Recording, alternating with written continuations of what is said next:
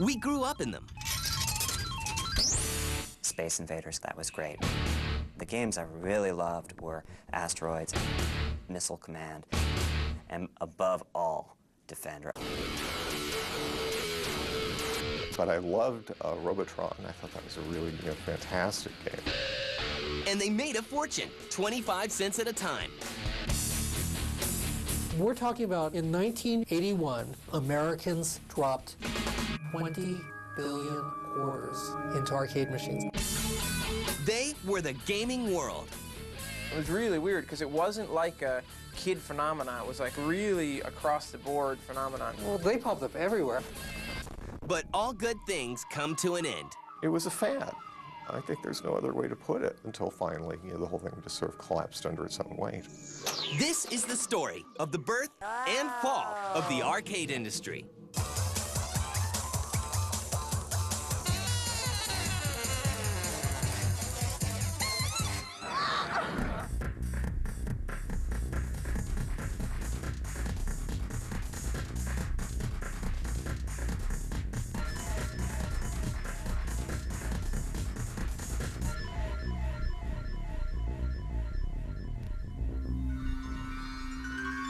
Starting as far back as the late 1800s, penny arcade machines such as strength testers and peep shows dot local pubs and fairgrounds.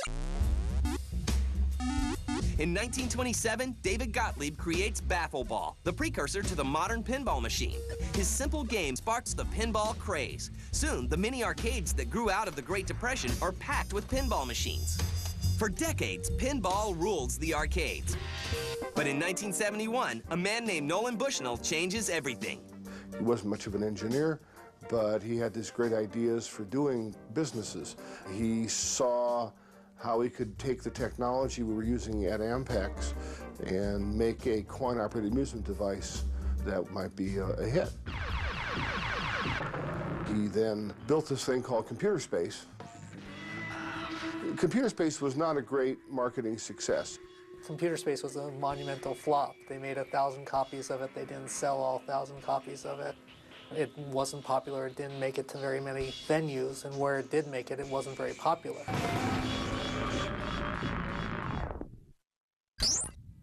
So he challenged me to do a ping pong game, a very simple, one moving spot. Nothing could be simpler. Al got it to the point where it just had the two paddles, and it was knocking the ball back and forth, and it was so much fun. I said, stop. We don't need to go to the next step. In 1972, the first Pong machine is placed in Andy Capp's pub in Sunnyvale, and from there, it becomes the world's first huge video game success. The average Pong machine pulls in $100 a week in quarters.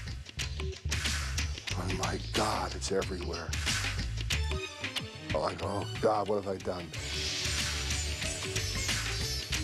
Soon, Atari isn't the only big company making coin-operated video games.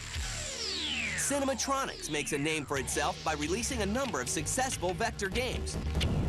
A vector game, or a vector display, actually just takes a single beam and the programmer, or hardware, directs it to go to this point to this point, and that draws a line.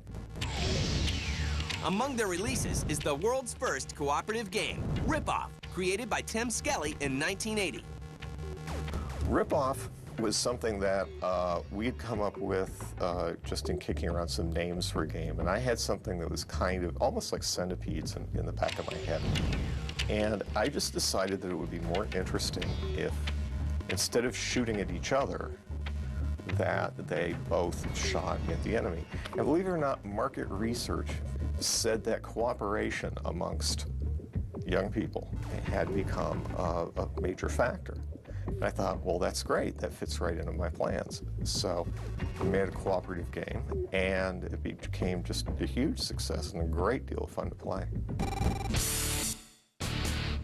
But the true arrival of the arcade is brought about by three key games.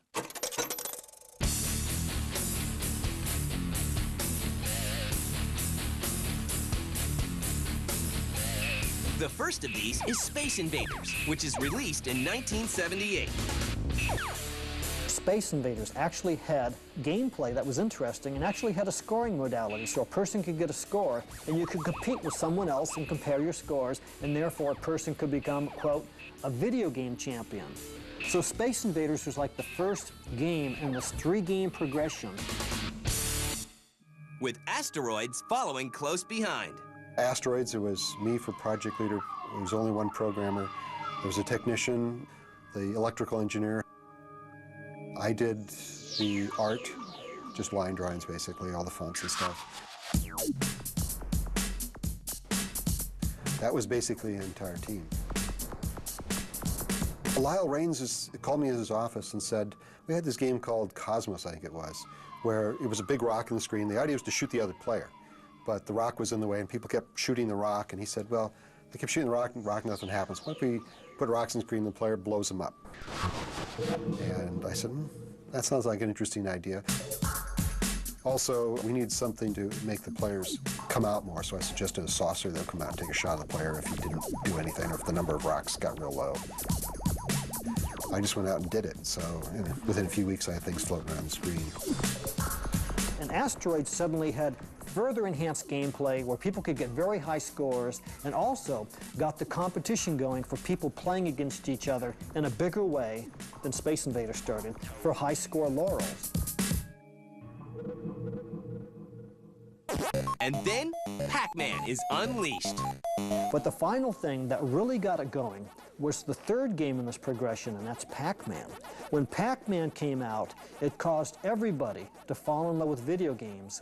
Men, women, children, professional people, anybody, any walk of life, any age, became enamored with video games, and Pac-Man single-handedly brought the entire female audience into the arcade. At the same time, because of its uniqueness and because of its incredible across-spectrum appeal, Pac-Man was hit everywhere it went, right off the bat. The success of Pac-Man, Asteroids, and Space Invaders opens the floodgates for the arcade revolution. And the gaming world will soon become more successful than anyone ever dreamed.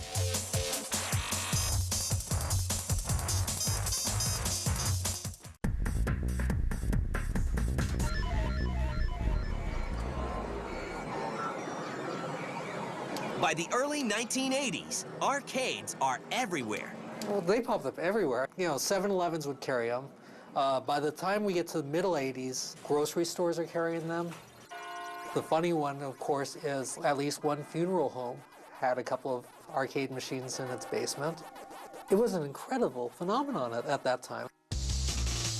In 1981, Americans dropped 20 billion quarters into arcade machines. They spent 75,000 years playing arcade games in 1981. The media takes notice as arcades become part of popular culture. But at this point now we've reached a peak where, you know, it was now okay for middle-class people to go into arcades. The arcade crowd back in the old days was really weird because you definitely had all the little scrubs like me, you know, like little kids who were riding their bikes there, and then you had like high school students and you had college students. It was mostly the guys, but you had the girls kind of hanging there looking at what was going on. But then it was also really weird because you had like businessmen. It was really weird because it wasn't like a kid phenomenon. It was like really across the board phenomenon in terms of who was playing arcade games. I think the golden age was like in the early to mid 80s, you know, when you had like all the amazing Midway games and the Atari games. Games like Joust, Robotron. The games I really loved were Asteroids, Missile Command, and above all, Defender. Defender came out and that was like changed the world. And thanks to people like Eugene Jarvis, creator of Defender and Robotron, the hits just keep coming. Eugene is a wild man. Eugene is a poster boy for something in our industry, I'm not sure what.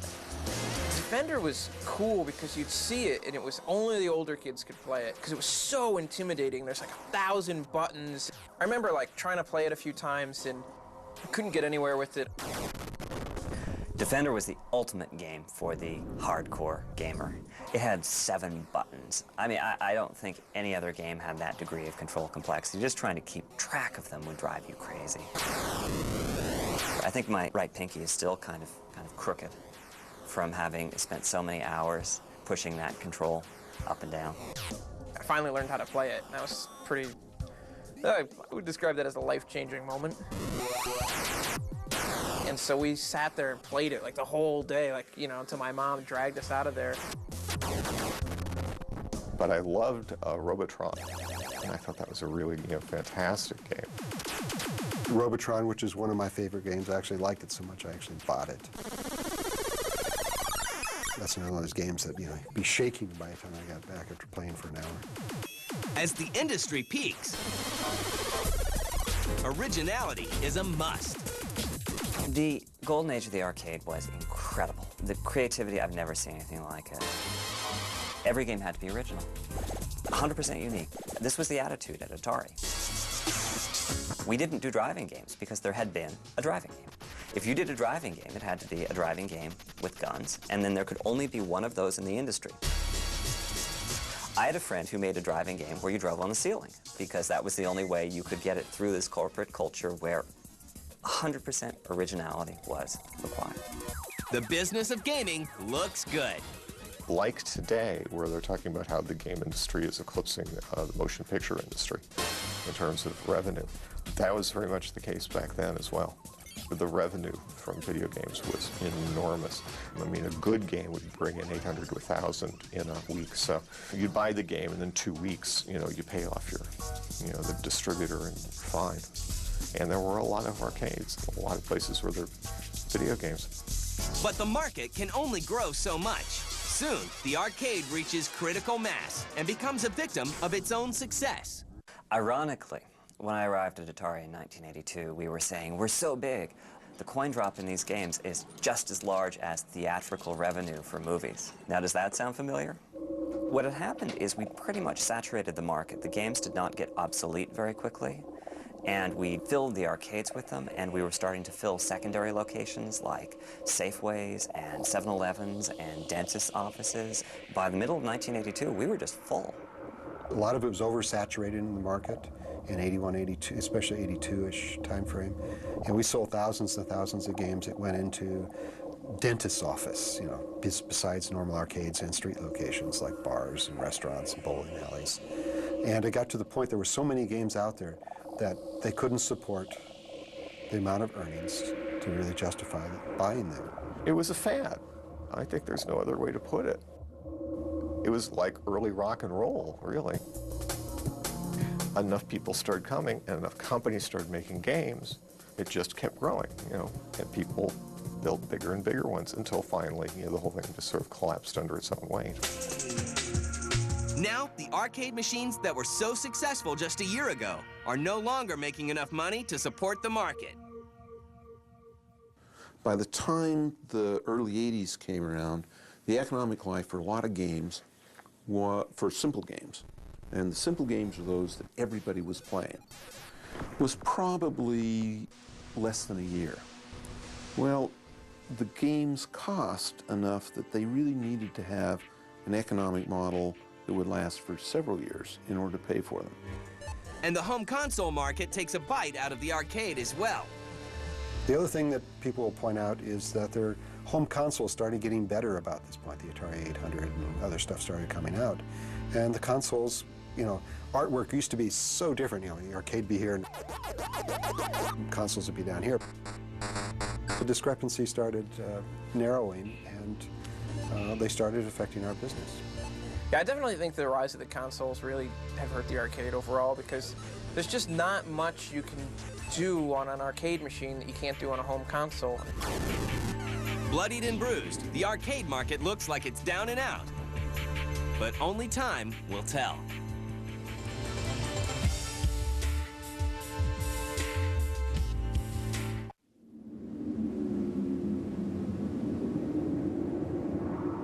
By the mid-'80s, the days of arcade games bringing in $1,000 a week are over, and the coin-op industry is a mere shadow of what it once was. Many companies, such as Cinematronics, are out of business. but Atari is still alive and still making arcade hits, such as Gauntlet and Marble Madness. Marble Madness was supposed to be sort of a video game equivalent of miniature golf. But, you know, putting didn't make a whole lot of sense in that context, so it sort of evolved. The graphics stayed intact, but it kept on evolving, and so we got the trackballs for controllers, and we got enemies in there blocking your path, and it went to a time basis, sort of became a race game. You know, we have resurgence like Gauntlet came out. You'll come out with 2 good games right in a row, and it's like, oh yes, we're riding high. In 1991, the arcade experiences one of its greatest resurgences with Capcom's release of Street Fighter II. When the fighting games started to come back in the 90s, like there was like an upturn, and you did start to see machines going into weird places again. You know, the Street Fighter series in its 2D incarnation basically has lived on until to this day. And there's something very compelling about that.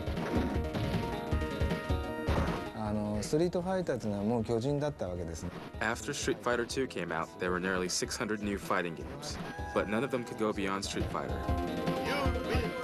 But as successful as the Street Fighter series and its fellow fighting games are, it isn't enough to fully revitalize the market.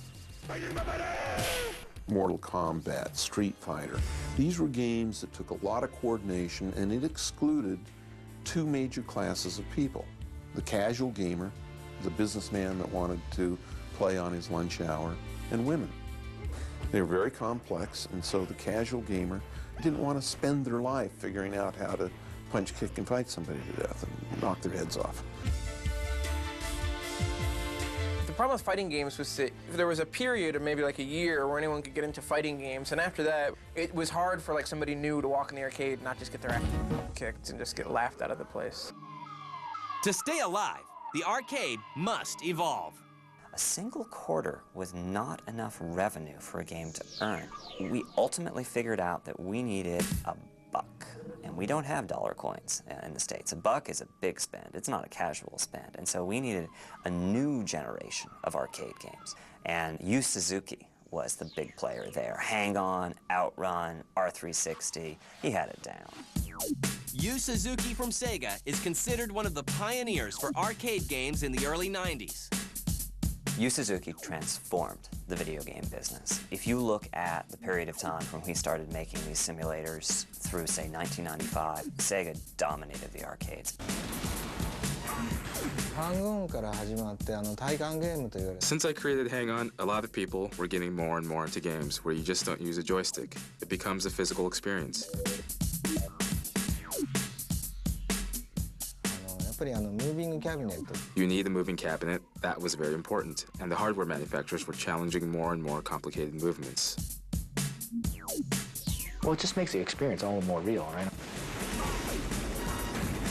I think what it does is it tends to heighten the gameplay experience. It takes some imagination to kind of, put those things together. The arcade industry is great because of, these unique things.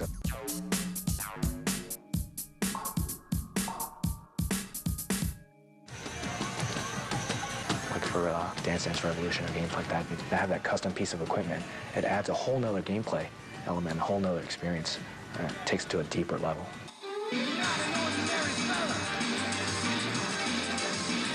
While it looks like the arcade may never reclaim its former glory, some people still think it has a future.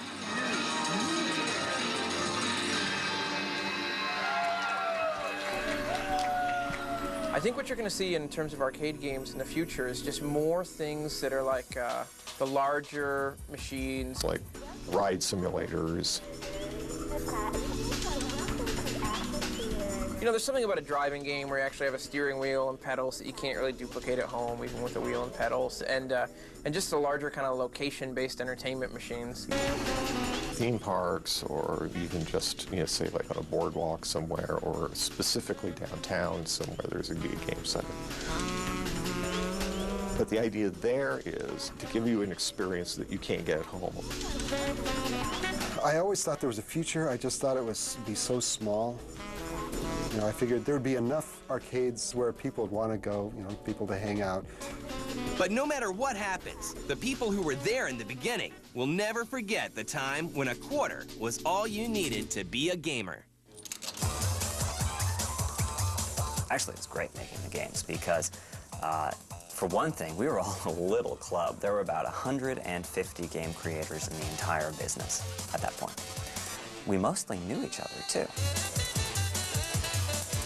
When you went to an arcade, there was this great rush you'd get because you'd make your game and you'd put it in there with all the other new games, and you'd see just how much money your game could make in 1 week. It was great.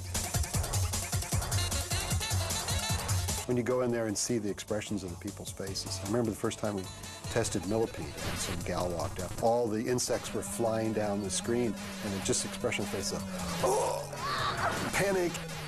That was worth it.